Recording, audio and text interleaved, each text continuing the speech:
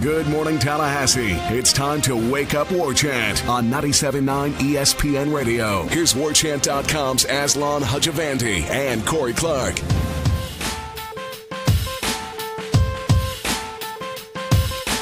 Early in the morning, feet stuck underground. Gotta fix my cup of caffeine, then I'm turning things around. What is up? It's Wake Up War Chant, 97.9 ESPN Radio in Tallahassee. I'm Aslan. He's Corey. The show's brought to you by For the Table Hospitality. Tuesday edition of the program. Corey's here again. Spoiling us, man. Spoiling us, big guy. Blessing you in my presence. Blessing, man. How are you, friend? You know, I'm good. Wide awake. Wide awake for our big Tuesday morning show. There you go. Feeling good. Enjoying life in Tallahassee in the 850. Fantastic, man. Folks, hop on over to warchant.com today. You can see Corey's face. If his voice isn't enough, you can actually see his beautiful, chiseled, just absolute cherub-like, quintessential, rugged male, rugged individualism. His face, as well as Irish O'Fell and Jeff Cameron, who you can hear weekdays, 3 to 6 p.m. right here on 97.9 ESPN Radio, grappling with the hot topic. It's our last one in the segment to keep us going through the offseason. The first one was obviously the schedule. Corey went on the bold limb, the bold perch, picked the Noles to win 10 games. I think Ira and Jeff flipped a coin and one was 8, one was 9. I mean, we're all dancing around the same number. Go for 10. Second one was who was going to be the better recruiter in state, who's going to run the peninsula, and I think everybody agreed unanimously that was going to be Willie. Mm-hmm. Yep. And who was going to be the bigger challenger? And I think we all agreed that it would be Rick. Yeah, for sure. Because Taggart will lose more to Rick just because proximity of the recruits than he will to. I don't see him losing a ton of recruiting battles to Dan Mullen.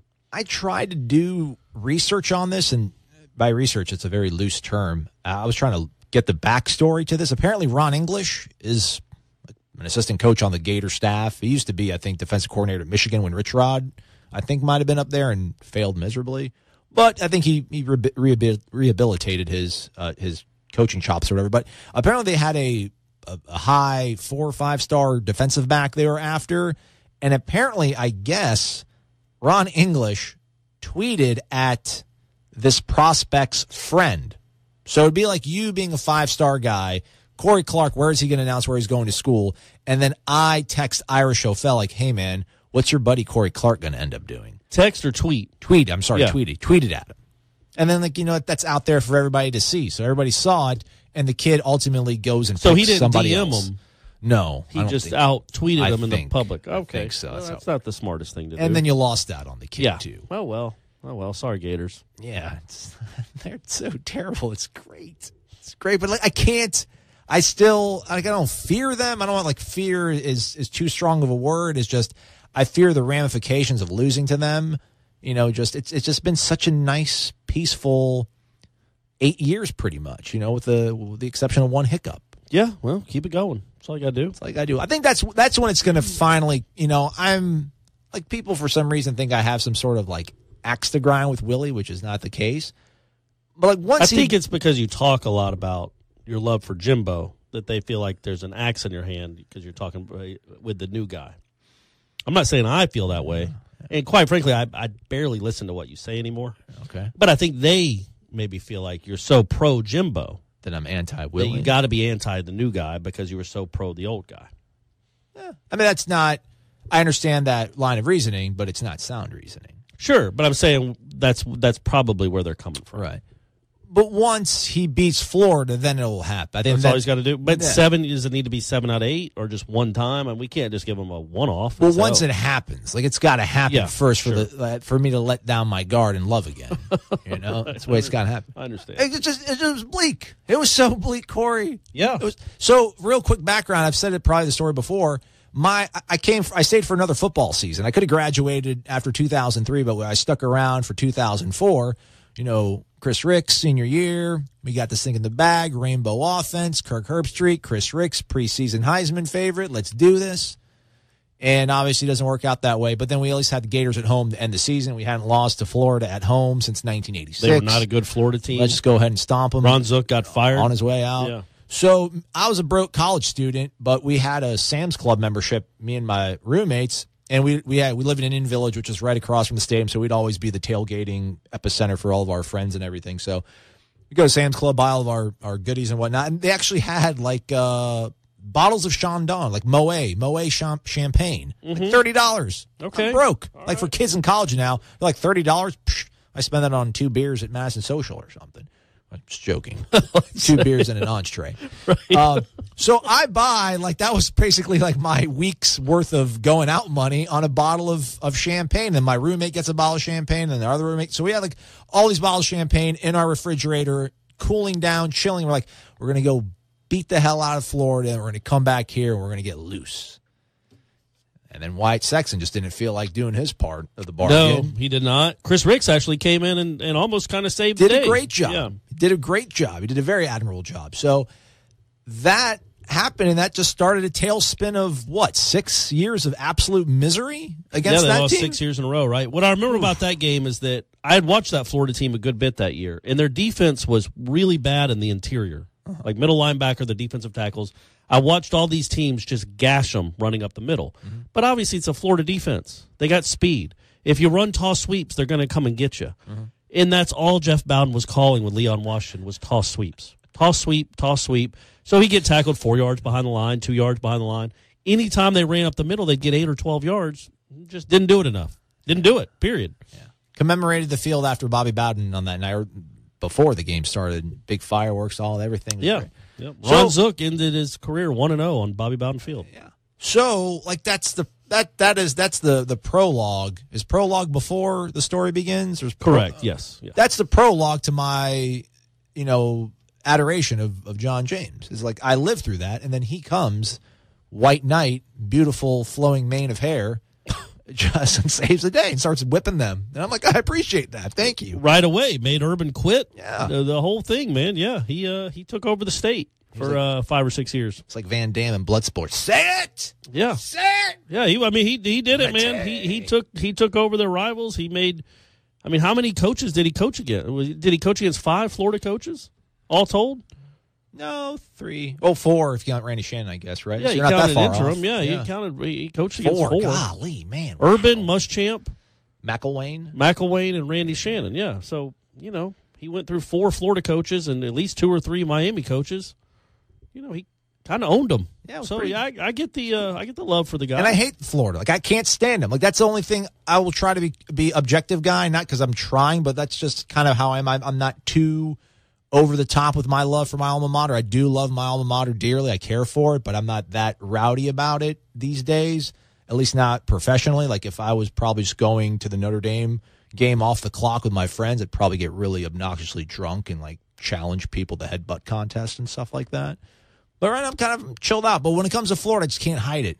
Can't hide it. Hey, man. Can't hide the disdain. Emotions on your sleeve when it So comes yeah, to the orange that's and all we blue. got to do. Well, just go ahead. So defend the field, just win all your home games this year, defend it well, and then I'm just gonna totally sing You'll be your all praises. on board.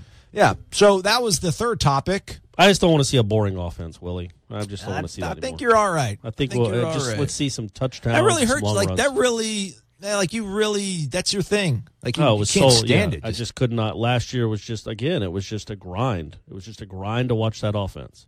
And quite frankly, it was a grind for like 5 of the 7 years he was here. It just always felt like a grind. Yeah. There's too much talent in the state of Florida. There's too much talent on his offense to always feel like such a grind. We're gonna wring out of this washcloth 62 plays. Yeah. We're gonna squeeze it as hard as we can and get every last drop of these 62 plays. Meanwhile, Clemson just ran 96. Yeah.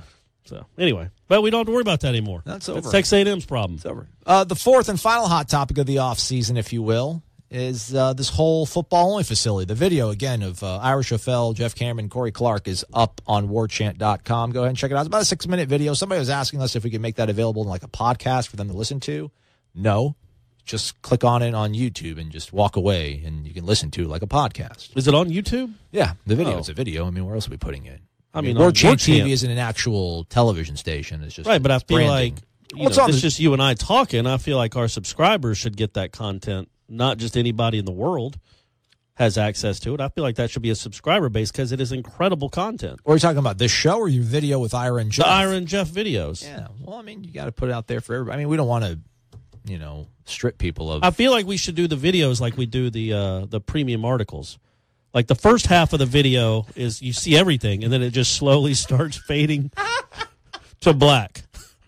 And then you just can't hear anything.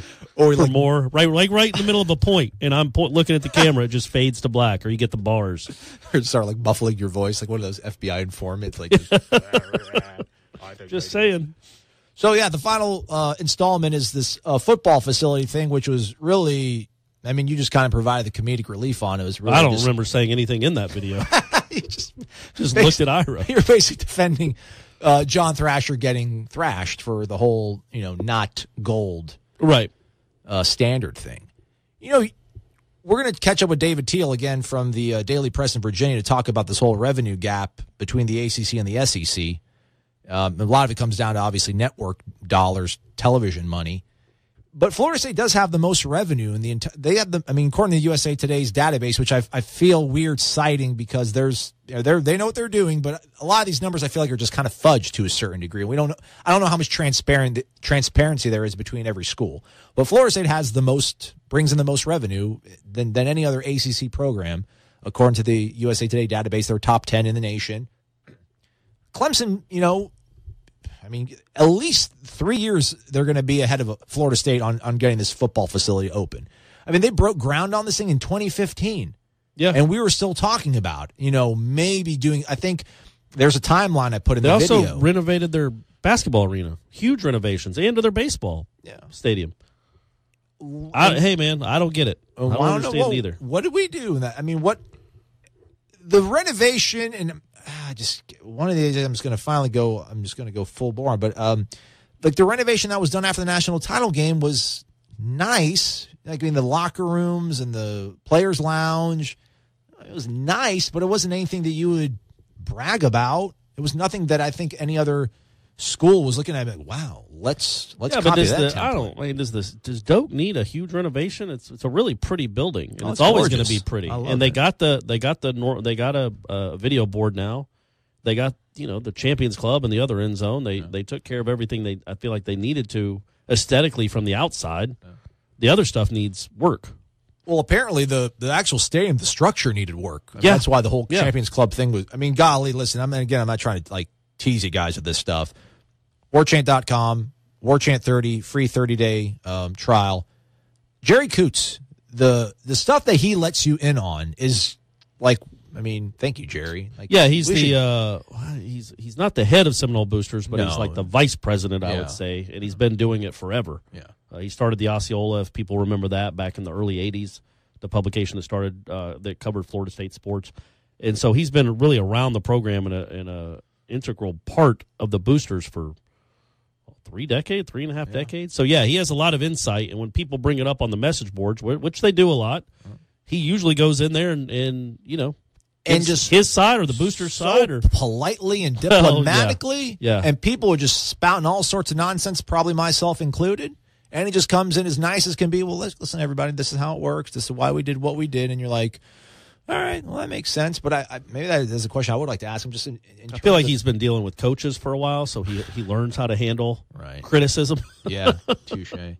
But it's crazy that Florida State making the most money in the entire conference. Now, once we hit November, it'll be 3 years since Clemson broke ground on their facility, and Florida State's still talking. That doesn't even really have an actual, tangible plan of what they want to do. I agree. How does it get to that point? Did we sleep on the importance of this thing?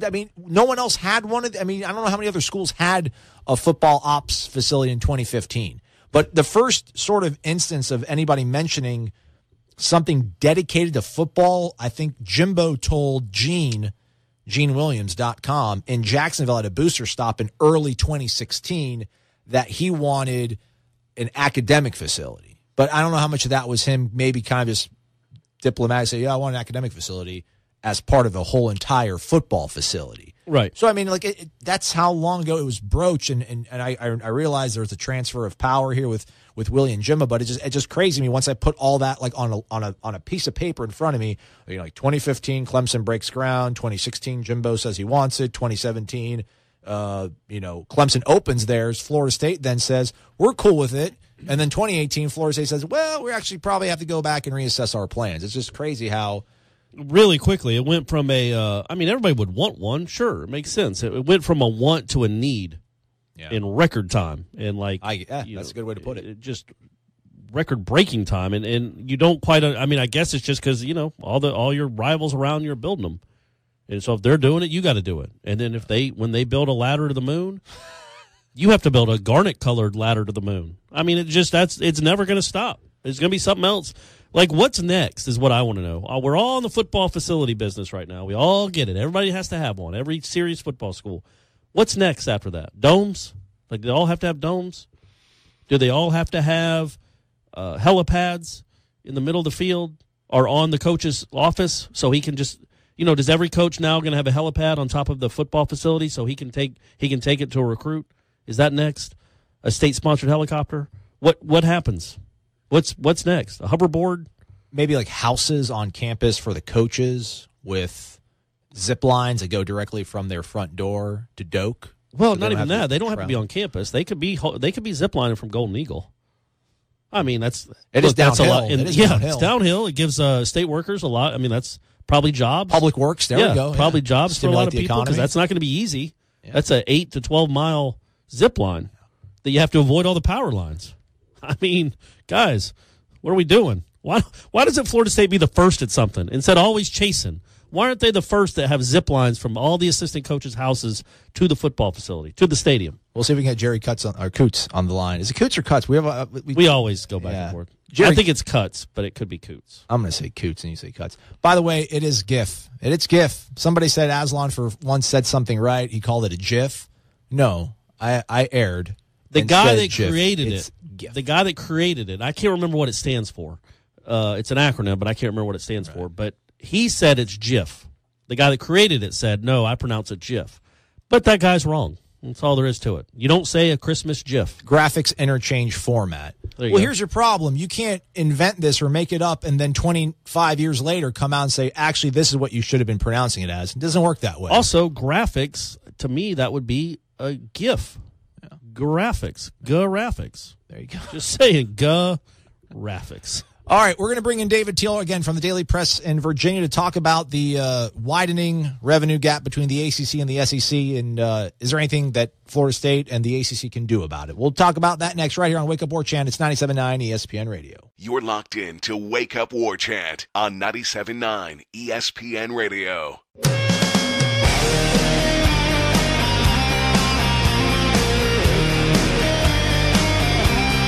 Welcome back to the program, folks. It's Wake Up War Chant, 97.9 ESPN Radio in Tallahassee. Show's brought to you by For the Table Hospitality. I'm Aslan. He is Corey Clark, and this will be the first series of ongoing weekly interviews we hope to have with movers and shakers and the folks that are dialed into not only college football athletics, but the entire spectrum of sports. Mainly, this week we'll be going with the ACC. We have David Teel from the Daily Press in Virginia joining us. Follow him on the Twitter machine, David Teel at DP, and it's Teel. David, thanks for joining us, man. How are you? Mover and shaker. That's an upgrade for me, that's for sure. You think you're a mover or a shaker?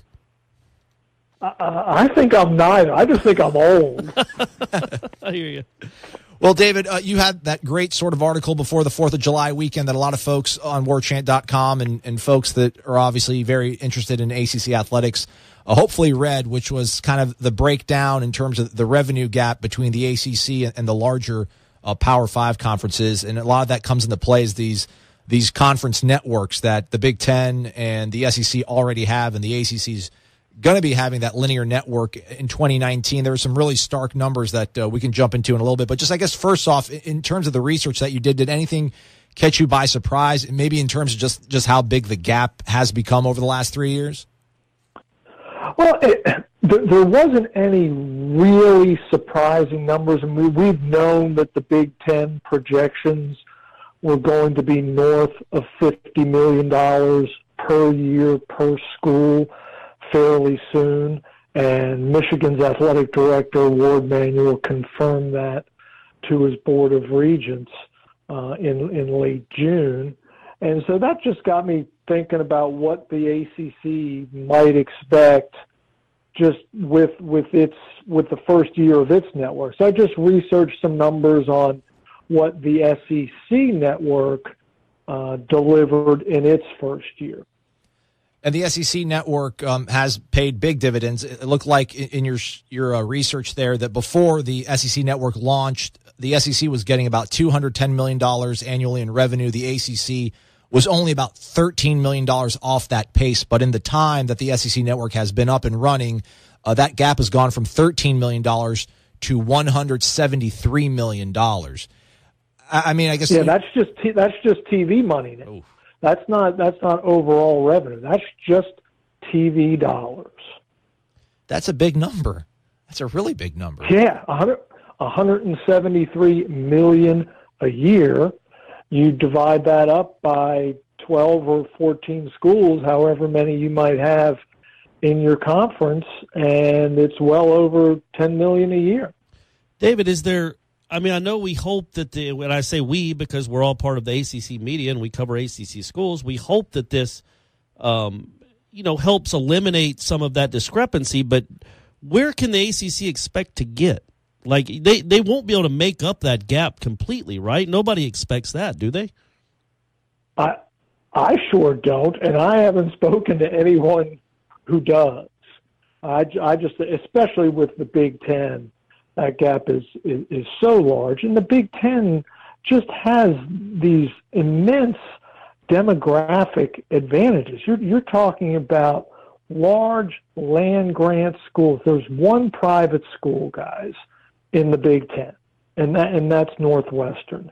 You look at the ACC; it's replete with small private schools.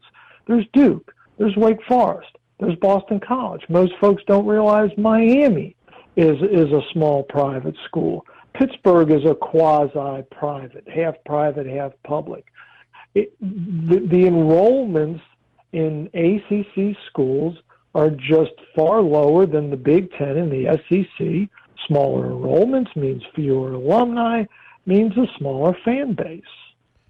Are the movers and shakers, to borrow Aslan's phrase, the movers and shakers of the ACC, the people that make these decisions, obviously John Swofford and the people around him, they obviously, I think they saw the writing on the wall. It wasn't writing. It was just there. They needed their own network.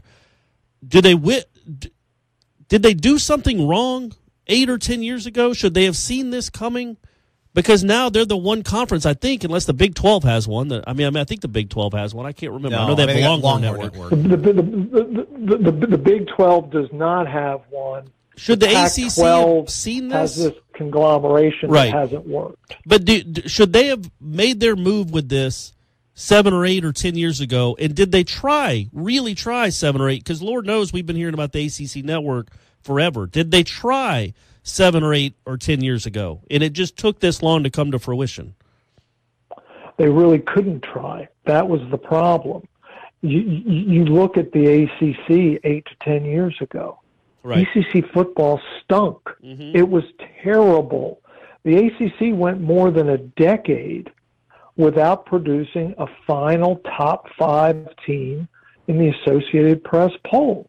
And that drought didn't end until Jameis Winston and the Noles won the national championship and then made the college football playoff the next year. Right. And then, Clemson has since followed up with 3 consecutive playoff bursts. So that was a problem. Then there was Maryland's departure, which led to talk of, the conference splintering. There was no grant of rights to make sure that the membership was solid. So the ACC was in no position to launch a network. This was before Pitt and Syracuse and Notre Dame joined the league. And also, because this is a partnership with ESPN was neck deep trying to launch the SEC network. It wasn't going to try to launch 2 of these simultaneously. It was going to wait to see how the SEC network evolved. Then if it was successful, then okay, maybe the ACC, depending on how competitive it is. Right. 97.9 ESPN Radio's Wake Up War Chant. David Teel from the Daily Press in Virginia, a columnist and writer for the paper up there in Virginia, joining us here on the program. So, David, Venerable, by the way. Venerable. Yeah, that's an adjective that we can use. That's fair. So, I guess, David, if this gap isn't just strictly just television dollars, I mean, I guess everybody focuses on television. Are there any other revenue streams that the conference hasn't tapped into, or are they just not able to tap into it as, I guess, robustly as these other Power 5 conferences? The television revenue is the biggest gap. There is some disparity in bowl revenue because the Big Ten and the Pac-12 have the Rose Bowl, and the Big 12 and the SEC have the Sugar Bowl. Those are their contract bowls. That leaves the ACC as the fifth Power 5. It has the Orange Bowl, but since there's not another conference champion guaranteed to be there, the payout isn't as great. So there's a little discrepancy there. But otherwise, the revenue gap here is the lion's share is from television. In this current climate, with how TV is now, it's so different than it even was 5 or 6 years ago. What can be legitimately expected? Obviously, they're not going to make up $173 million in TV revenue with the launch of a network in 2019. It doesn't seem like that's even feasible.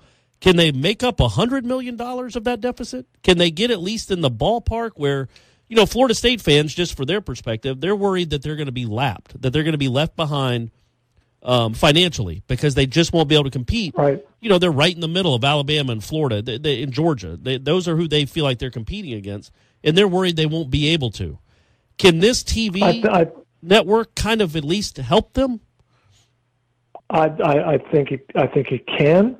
I think the ACC and ESPN is off to a good start just with its distribution. It already has a carriage agreement with Altice, which is the cable provider that serves New York, New Jersey, and Connecticut. Those are huge population centers. We're talking about metropolitan New York, the tri-state area, so to speak. So if Disney, which is ESPN's parent, can continue to negotiate those kinds of carriage deals, then yes, the ACC network can cut into that gap or that lag pretty significant. What happens if they can't, though, David? I mean, I don't want to go like doomsday scenario, but is there any sort of threat? I guess it's different for folks down here in Tallahassee and Florida because we're worried about football and it's predominantly a basketball conference and the powers of Duke and North Carolina are never going to really crumble under the financial stresses, it feels like. But football, for some reason, just feels like is less immune or for whatever reason to that. Is there any sort of, I mean, I don't know, at some point, if the SEC keeps outgrossing the ACC and so does the Big Ten, Corey talks about it, that there's only so much money you can give these coaches, but are there other sort of ancillary things that these conferences will be able to afford that'll put them into a different, neighborhood than ACC schools? Well, I don't think it's sustainable. This kind of revenue gap can't go on long term. In any business, you don't have to be a graduate of the Wharton School or the Batten School or whatever business school you want to mention to know that $176 million revenue gap per year is not sustainable. What's remarkable is that the ACC competitively across the board, right, be it in football, be it in women's basketball, be it in its Olympic sports, is doing great. I mean, the ACC and the SEC are the only conferences that have been in the college football playoff in all 4 years. The Big Ten hasn't. The Pac-12 hasn't, and the Big 12 hasn't. So you look at the men's basketball tournament records. The Big Ten's won 47 NCAA tournament games the last 5 years. The ACC's won 65 and 3 national championships to boot. And just won a softball national championship. Virginia won a baseball national championship. Yeah, absolutely. And, Florida State this year finished, ninth in the Directors' Cup to lead the ACC. The last standings I saw, if you looked at the top 25 of the Directors' Cup, there were 6 ACC schools and I think 7 from the SEC. So the disparity wasn't that great, and there were only 5 from the Big Ten. So the ACC is doing pretty well. How is that? That's my last question for David. How does Florida State do this? How does the ACC as a whole making that much less just in TV than its counterparts? And quite frankly, the ACC in almost every sport is recruiting against the SEC and competing against the SEC in the postseason. How is the ACC so successful? Just great hires? Well, I think certainly coaching is part of it. And I think we see it in all sports, guys. If money bought championships, Texas and Ohio State would win everything every year. Right. And clearly they don't. So, at some point it does come down to coaching and culture and just, the quality of athletes that you're able to recruit. And clearly the ACC programs are able to do that. I lied. I had one more. David, how good a football player was Allen Iverson? He was really good. Now, he wasn't the best I've seen from these parts. That would have been Ronald Curry. Mm-hmm. But when Bubba Chuck was in his prime as a return guy, as a defensive back, as a quarterback, he was so elusive. And just like you saw on the basketball floor, bigger guys could knock him down and bruise him and batter him. And that little sucker, he'd get up every darn time and say, give me some more. I've seen a few highlights of him in high school on the football field, and he kind of reminded me of Peter Warwick, just in the shiftiness, in the explosiveness coming out of a cut. Was he that electric? I mean, he could have played high-level D1 football, right? Yes. Oh, I absolutely believe he could have done that, and that's a pretty darn good comparison. Just that twitch and the hips. You know how those guys right. that they somehow have that flexibility in their hips to make them so elusive. And Warwick had it, and I remember him being the MVP of that national championship game against Virginia Tech. Mm-hmm. And then in Bubba Chuck, which is what AI's nickname here was, he had it too. I wonder if he regrets his decision to go with basketball. Probably not. No. A lot more money on that. A lot more fame and money. Not on your life.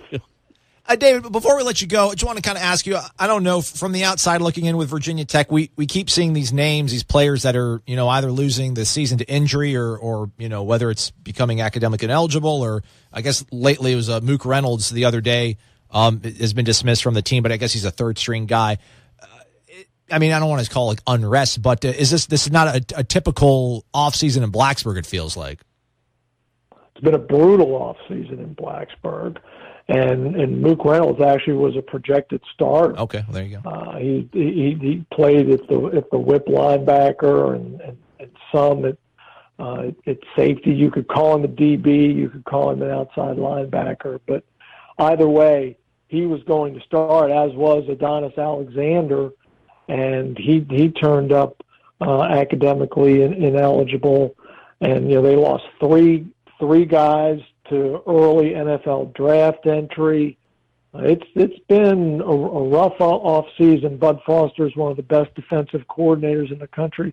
He is going to earn his keep in 2018 because he has far fewer horses than he anticipated. I'm sure our listeners hate hearing that. Yeah, it's a tough break. It's got to be tough for the Florida State fans to know that. Ouch. Crocodile tears. Huh? Right, exactly. David Teel from the Daily Press in Virginia joining us here on Wake Up War Chant. Thanks so much for the information, the insight, and the time. Maybe we'll bump into you in Charlotte next week. I'll be there, gentlemen. Thanks so much for having me. Thank you, David. That's, again, David Teel from the Daily Press up in Virginia. We'll be right back after this. You're listening to Wake Up War Channel on 97.9 ESPN Radio. These recruiting updates are nothing but fluff. Are you wasting your time again on free blogs and social media to get the scoop on FSU recruiting? Yeah, it's all bait and switch. Get me excited with a headline, but get nothing in return. You're on warchant.com. What's really going on with FSU recruiting? Could be another top 5 class, but for the real scoop, you'll need to get your own War Chant subscription. What's it cost? Free. There's a 30-day trial offer. Just sign up and you'll get full access through signing day. And nobody has more accurate and timely information on recruiting than warchant.com. You know I like free. Sign me up. warchant.com, your ultimate Seminole source. They call me Big L.A., Big Silly, Big Money, Big Billy. When I'm riding in the mall and you hear me. Welcome back. It's 97.9 ESPN Radio. It's Wake Up War Channel. I'm Aslan. He's Corey. Show's brought to you by For the Table Hospitality. Corey, we had that great column of yours to bite us over the weekend, or tide us over, rather, about the guys that Willie's going to bring to ACC kickoff. I've seen the entire roster now. Great is really great column. Really no, great. it was really loosely defined. Okay. It's a loose definition of the word great. Maybe like a blog? Like It was just a column, sure. I just don't know if great would be the word I'd throw in front of it. What do you guys call your highlights? Like in television, we put a demo reel, like a highlight reel together of our best stuff. Like what do you, Clips. Clips. Yeah. It did not make the clip reel. It's not a reel, but it didn't make my clips. I got you. So there's all the names are here, and there's only 2 sophomores that are going to be there. There you go. See? Who's the other one?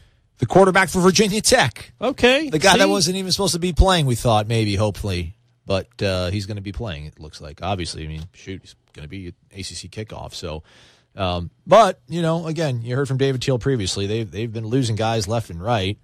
I don't even know if I think I saw Andre Adelson wrote the write-up on the kid, the Mook Reynolds kid, not getting kicked off the team and saying that they don't have one single linebacker on roster that's played a snap of consequence at Virginia Tech. Yeah, man. I mean, they're really in trouble. Early until they get it worked out. You got to figure Florida State has a pretty distinct advantage going against that defense. Yeah. All right. Other than Clemson, who's Clemson bringing? Clemson's bringing their phenomenal left tackle. I think he's been playing since he was a true freshman, Mitch Hyatt. Yeah, man. And he's on those ACC award things that I vote for each week. He is literally nominated for Lineman of the Week every week. Yeah. 92%. Swanee. He's from Swanee, Georgia. He sure is. Yeah. And Kleinland Farrell. Oh, yeah. Cleveland, sorry. Yeah, they had a few defensive linemen they could have brought with them, so they chose him. I never even heard of that one. And he's good. Yeah. He's a beast. It's crazy. And then Miami's bringing Amon Richards and Jaquan Johnson. That's who they're bringing. All right, I want to play a real quick game with you, Corey. We're going to call it Scholarship Players or Slan's Pals. Pick a school besides Clemson and Miami, and I'm going to give you 2 names. You're either going to have to guess are both actual scholarship players or is only one a scholarship player, and then one of them is a name that I just either made up or is a friend of mine. Oh, okay. So I'll choose Virginia. Virginia. Okay. They have on there, let's see here, they have a Olamide Zacchaeus and Michael Masrock. Are those both scholarship players for Virginia, or did I make one of those names up? Olamide Zacchaeus and Michael Masrock. I'm going to say Olamide's a halfback from New Jersey. Michael is a senior linebacker from Newport News. I'm going to say Michael is a friend of yours. There you go, attaboy. Newport News, huh? Can't stump him. It's actually Chris Pierce. He's an outside linebacker, senior from Newport News. Michael Masrock's my good buddy that got us the whole Masters thing. He lives in Woodstock, Georgia now, so shout out to my buddy. Michael Vick is from Newport News. Yeah, that's great. There's another Michael. All roads lead back there. I feel bad. I'm not bragging about this. I'm not trying to. You look at the ACC. If these are the 2 best players at these schools, like, man, why can't? Well, that's not us? necessarily the truth. That's but Clemson's got 4 defensive linemen that are really, really good. They can only bring one of them. But who's the? Oh, they're bringing the Mitch Hyatt kid. Yeah, that makes sense. I mean, like Wake Forest, Phil Haynes, Willie Yarberry. I mean, Syracuse, obviously Eric Dungy. Pitt's bringing Alex Buxer and Oluwaseun Idowu. NC State's got Ryan Finley coming. North Carolina, I've never heard of Anthony Ratliff Williams and Aaron Crawford. I'm not bragging. It's not a. Well, you're definitely not bragging because it's not. What would you be bragging on? Yeah, I mean, I've never heard of these kids. Yeah. I don't. I mean, I don't know. I mean, it's not a bunch of big names in the conference this year. I feel like there were last year, 2 Let's years go for ago. it. Hey, why man, not I'm us? with you. Why not us?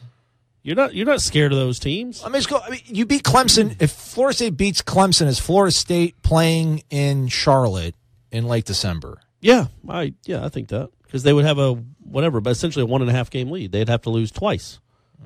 If they beat Clemson, they're good enough to beat Clemson. I don't feel like they're going to lose to 2 other ACC teams on that schedule.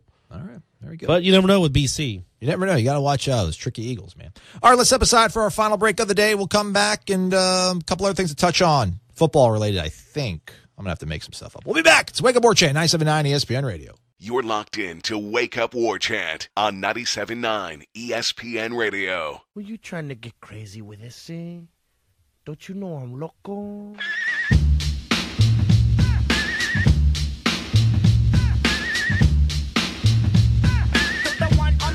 Welcome back to the program. Wake Up War Chant, 97.9 ESPN Radio. He's Corey. I'm Aslan. Show's brought to you by For the Table Hospitality. So Virginia Tech not the only ones having a rough offseason. Florida State, it's an alumni, so it's not that big of a deal. Marquez White, man, he got arrested for a road rage incident in Dallas. He did. Did you read his story? Happened like a year ago, but he got arrested like in But his version of events, take this for what you with a grain of salt if you want to. He is an aggressive driver. Right. They started yelling things at him that were impolite. Beyond unpolite, racial epithet. Right, sure. That's hard to prove. And he said that he saw the driver reaching into his console to what he thought was to brandish a gun. Yeah. So Marquez showed him his gun. And then it even gets stranger because it's really dumb. It's just honestly, really, really dumb to show somebody a gun. It's aggravated assault. Just to flash a weapon is aggravated assault, as we found out with this. But if somebody brandishes a gun, you get in a road rage incident, or you cut somebody off, and they get mad and they show you that they have a gun, stop screwing with them. Do you then follow them to their apartment? That's what this guy did. Yeah, I know. I'd probably back off. In this day, in any day and age, if you think somebody's following you after you flashed a gun to them, and you might fear that he's going to do something. He's going to confront you. Yeah. That's kind of how people get shot. Yeah. So anyway, that was the story that Marquez White got arrested for showing a gun to a fellow driver. The driver, according to Marquez White's story anyway, drove to the apartment and called the police. Followed Marquez White to the apartment and called the police. Yeah. I feel like maybe just take down the license number and call the police, but that's just me. Yeah, apparently that happened in October of 2017. I think the cops were called, but they didn't arrest them in October. They arrested them in June this year. Yeah. And apparently they had like his old address in Tallahassee. They couldn't get a hold of him, so he surrendered himself or whatever. The crazy thing is he ends his statement. Not a lot of Sherlock Holmes on that Dallas police force, huh? No. Kid plays for the Cowboys. You can't find them. Tallahassee. All right. Still. He did give a statement to his hometown paper, the Dothan Eagle. Shout out Dothan, represent Circle City. He ends his statement when he gives out all the details that Corey sort of summarized for us here. He ends it with, "Me and my legal team believe strongly that this is a personal attack on my image as well as the Star." Come on, Marco. Come on. Yeah. The Star. Come on, guy. Well, hey, man, maybe. Maybe he saw like maybe. Do you think Marquez has like a Cowboys bumper sticker on his car? 27 or 37. Yeah, his number on it. It's like a kid in Little League football. You know his name on Twitter is, right? No. The Quilt. Oh, really? Because he covers you? Not like a blanket. The Quilt. Not like a glove. Like a quilt. Because he covers things. Yes. All right, that's cool. Yeah. Pretty cool, right? All right. Well, I hope that works out for everyone. But in the future, anybody listening to this, if you get there's no need. There's no need to brandish a gun. Yeah, don't do that. Not for a road raid, not for somebody cutting you off, even if they're yelling things at you. Yeah. Cooler has got to prevail. Don't forget, folks, Thursday will be the Renegade Express. We'll roll it out. Your questions and comments, 850-792-5730, 850-792-5730, also known as Yaks 30, which I need to go back to Yaks 30 when I'm giving people the number so we really ingrain that in people's minds. Sure. So that'll be Thursday. That'll be a fun one. There's already a whole bunch of comments in the Renegade Express, but not a lot of questions. People comments about how much they love the show? No, somebody asked the question of what they want us to talk about on the show, and then everybody else started chiming in with their answer to the question. So, all right. Which is not a problem. That's fine. Just going to have to sift through it a little bit more as we try to get things figured out. So, again, thanks to David Teel for joining us on the show. We're going to try to do that every week. And also for letting us know what Iverson's nickname was in high school. Growing up. Bubba Chuck. I would have never in a million years known that. Probably should have used some of the time to maybe have him expound on that. Well, maybe, yeah. Where did the Bubba Chuck come from? But the answer is actually one of the last really cool nicknames we've had in this country for an athlete. I mean, that was his nickname, and that's a really cool answer. Cooler than even Bubba Chuck. Oh, the answer is cool. Allen Iverson. Yeah, Yeah, that's a cool nickname. Oh, that's fantastic. It's better than AI, which is dumb. Yeah, come on. Let's not get into that again. That's all we do. Come on. I know I said, most of my nicknames are like the Eraser and things like that where I use people's names, but I do it cleverly. I don't just say initials. By the way, weren't we supposed to do We're 55 days away. 55 is Fred Jones. I mean, Fred Jones. Jonesy? How about the Legacy? Ooh, the Legacy. Good, right? Wow, look at that. His dad and his uncle. There you go. That's good. I like that. We can do that. All right. 50. That feels. I feel like we're almost in the 40s, and then it's on. It is. Yeah. I'm excited. Show's going to take off from here. He's Corey Maslon. Thanks so much for listening. Jeff Cameron coming up at 3. The Sod Cemetery, Osceola and Renegade, and of course, the War Chant. These are great traditions known to all Seminole fans. If you are a card-carrying, garnet and gold-wearing Nole, don't you deserve a site that is truly dedicated to covering FSU sports? WarChant.com's staff has over 50 years of experience covering the Seminoles. WarChant.com is the only FSU outlet with a full-time recruiting analyst in Tallahassee. Plus, it's the only site with a full-time videographer and a daily podcast, 100% dedicated to FSU sports. Why act like Gators and settle for second best? WarChant.com, your ultimate Seminole sports source.